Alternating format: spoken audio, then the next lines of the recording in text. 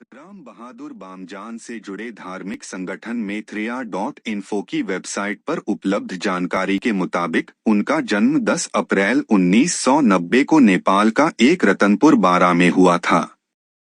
उनके माता पिता किसान थे। उनकी मां की शादी 12 साल की उम्र में हो गई थी। उनके 5 बेटे और 4 बेटियां हैं। राम बहादुर तीसरे नंबर के बेटे हैं। जब वह गर्भ में था तो उसकी मां को मछली और मांस खाना पसंद नहीं था और बाद में बामजन ने भी मांस नहीं खाया।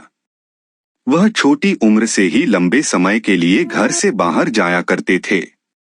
कहा जाता है कि उन्होंने कम उम्र में ही ध्यान में लीन होकर सभी को आश्चर्यचकित कर दिया था।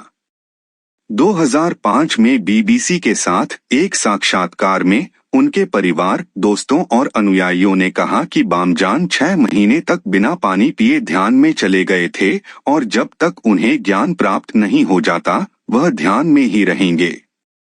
विवरण के अनुसार गौतम बुद्ध की माता का नाम माया देवी के साथ जोड़ दिया गया, इसलिए स्थानीय लोगों ने उनकी तपस्या को सिद्धार्थ गौतम बुद्ध से जोड़ दिया।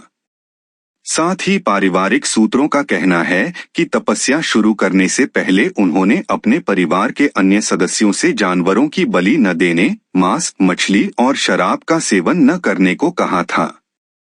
तपस्या करते समय वह रुक रुक कर गायब हो जाते थे और कुछ समय बाद मिलते थे। 16 साल की उम्र में तपस्या शुरू करने वाले बामजन अपने पहले 10 महीने के ध्यान के दौरान अचानक गायब हो गए। विशेषज्ञों का कहना है कि तपस्या के प्रति उनके लगाव और बुद्ध से उनकी तुलना के कारण जिस स्थान पर उन्होंने ध्यान किया, उस स्थान पर उनके दर्शन करने आने वाले आगंतुकों और भक्तों की भीड़ लगी रहती थी।